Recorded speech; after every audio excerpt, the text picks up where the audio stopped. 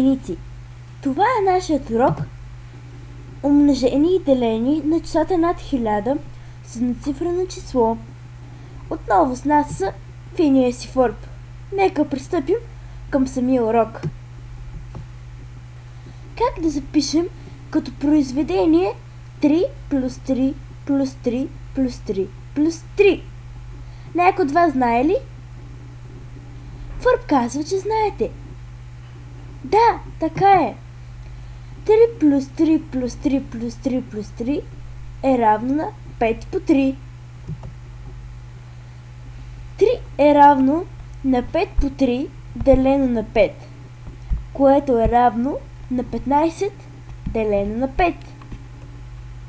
Нека започнем умножение без преминаване. Имаме 1324 по 3 равно е на 3 по 4 равно на 12 плюс 3 по 2 равно на 6. Записваме една позиция навътре. Отново прибавяме. Имаме 3 по 3 равно на 9. Една позиция навътре от шестицата. Отново прибавяме 3 по 1 равно 3. Една позиция навътре от девятката. Какво число се получава? 3972. Как го получаваме? 2 плюс 0 е равно на 2, 1 плюс 6 е равно на 7, 9 плюс 0 е равно на 9, 3 плюс 0 е равно на 3. Втори пример. 235 по 7. 5 по 7 е равно на 35. Събираме с 7 по 3 равно 21, една позиция навътре от 35. Единицата е под тройката, двойката е навътре. Прибавяме 7 по 2 равно 14, една позиция навътре. Четворката е под двойката. Събираме и получаваме кое число? Да, Фърб позна. Получаваме числото 1645. Сигурна съм, че не само Фърб е разбрал кое е числото. Сигурна съм, че и вие сте успели. Трети пример. 368 по 2. 8 по 2 равна 16. Събираме с 2 по 6, една на позиция навътре. Равно е на 12.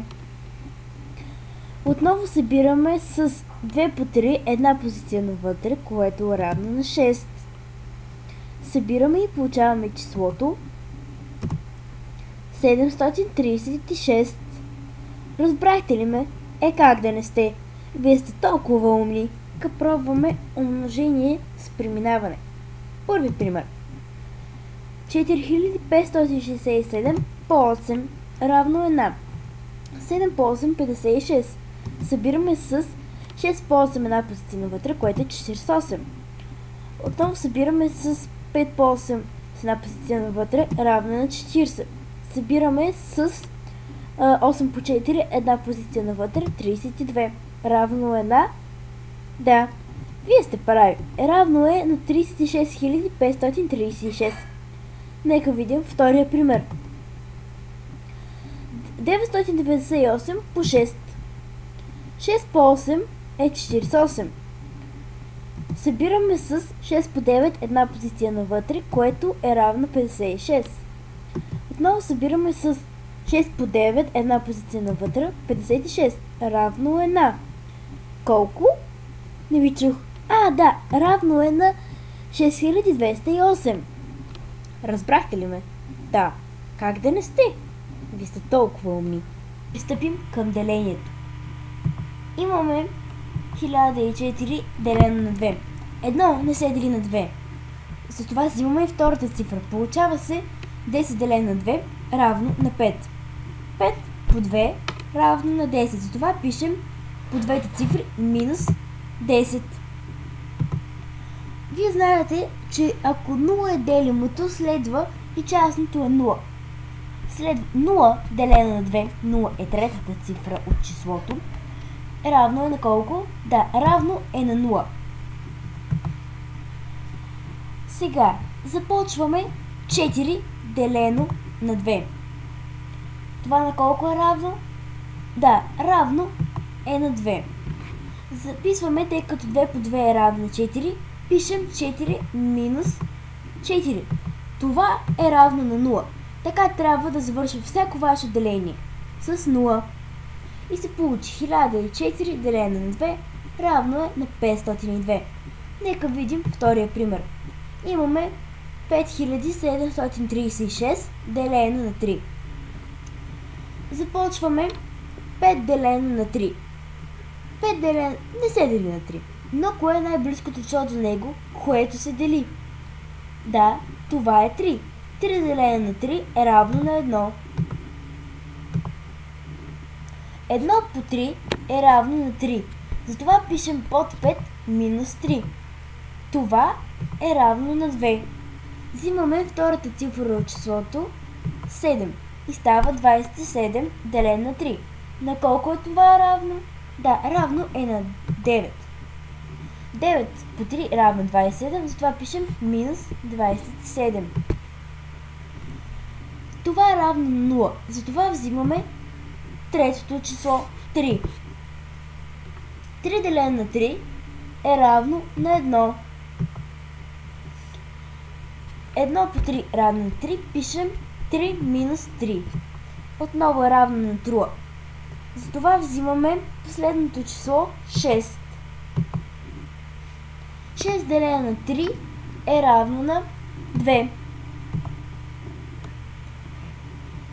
2 по 3 е равно на 6. И се получава 6 минус 6 равно на 0. Както виждате, отново нашето деление завършва на 0.